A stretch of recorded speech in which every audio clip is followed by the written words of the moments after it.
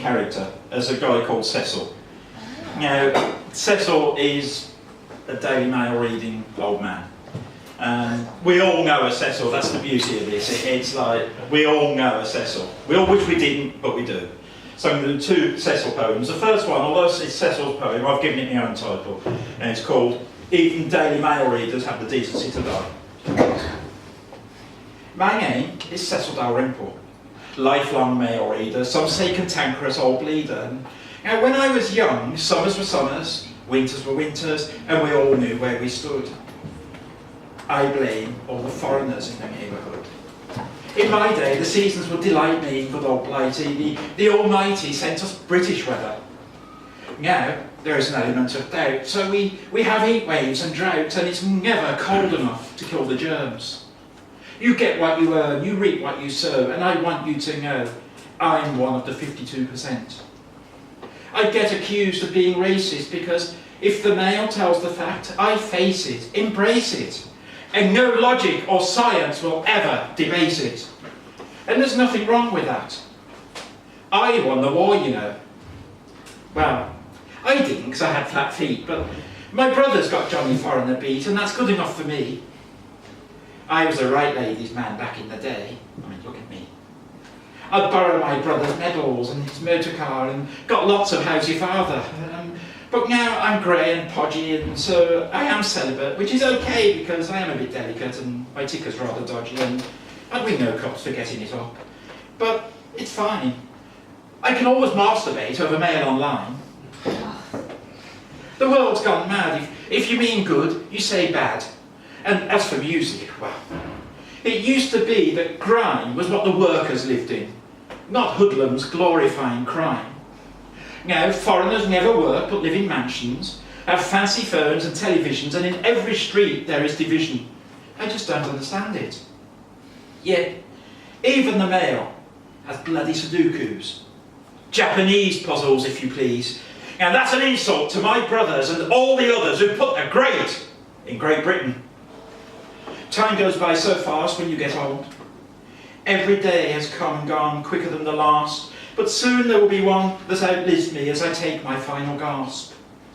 I just hope that God is English and male and reads the Daily Mail, because I'm scared, trembling at the warnings and thoughts of the Guardianista darlings. When I'm through and my life is done, I don't want Satan's pitchfork up my bum.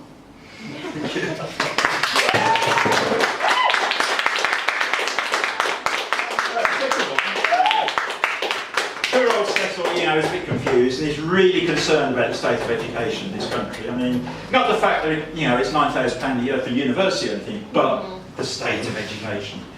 And this is his views on that. It's called the 3 R's. Education is in such a terrible state these days. My great-grandson is nearly 8 and only has a smattering of Latin. Yet he's sat indoors patting the keyboard on his computer machine. Now, computers have their uses, don't get me wrong. I don't need excuses to go to mail online and I need titillation and excitement. But in the long term, there's no way for a young man to make a living from them.